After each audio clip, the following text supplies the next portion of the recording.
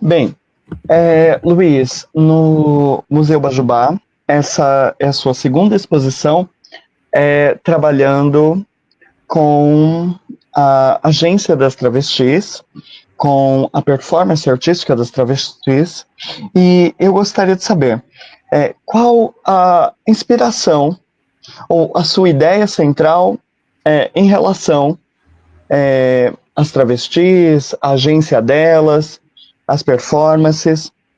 Gostaria de saber o que você poderia dizer para nós sobre isso. Sim.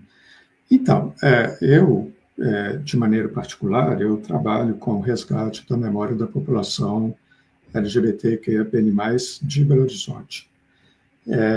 Essa memória, Belo Horizonte é uma cidade muito jovem, né, se comparada a outras capitais do país, como Rio, Salvador, São Paulo, Porto Alegre, Fortaleza, Recife, São Luís. Então, são capitais muito mais antigas do que BH. Como BH, então, é uma capital muito jovem, é muito mais simples, de uma maneira relativa, mas é muito mais simples de recuperar essa memória. E algo que chama muita atenção ao longo do século XX, nesse trabalho de resgate, de recuperação da memória dessa população, é a expressividade que as travestis vão ganhando ao longo do tempo, principalmente a partir da década de 50 e, sobretudo, a partir da década de 60, de diversas maneiras, né?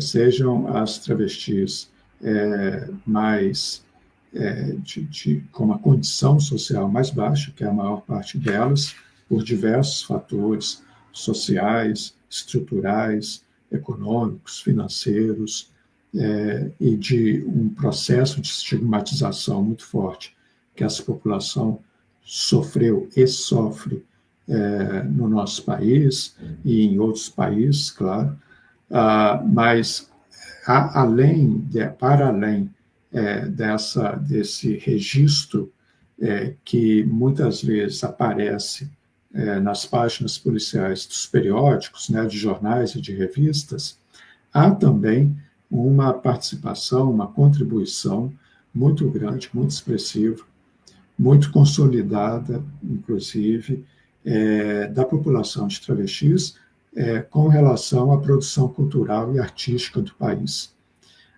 São aquelas travestis que se apresentam nos teatros, nas boates, ou que passam a se apresentar nos teatros e nas boates, fazendo shows. Então, eu tive a minha atenção muito atraída, muito dedicada a fazer esse recorte de como que as travestis possibilitam pensar esse universo LGBT, que é PN+, sob um outro ângulo, de uma outra maneira, e como que elas tiveram uma contribuição forte para a nossa população, sobretudo, mas não apenas nesse item, mas sobretudo com essa produção artística.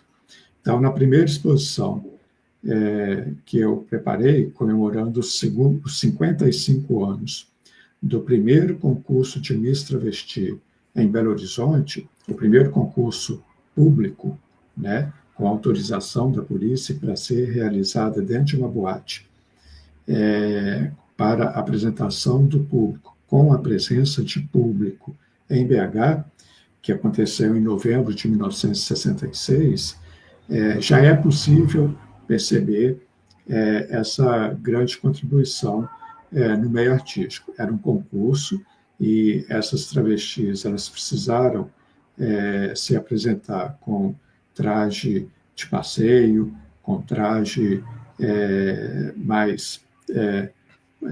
com maior ostentação, e essas próprias travestis que participaram desse concurso em 66 também se dedicaram a uma certa vida artística em Belo Horizonte, no restante aí da década de 60 e ao longo da década de 70, fazendo também apresentações em bares e boates da capital mineira.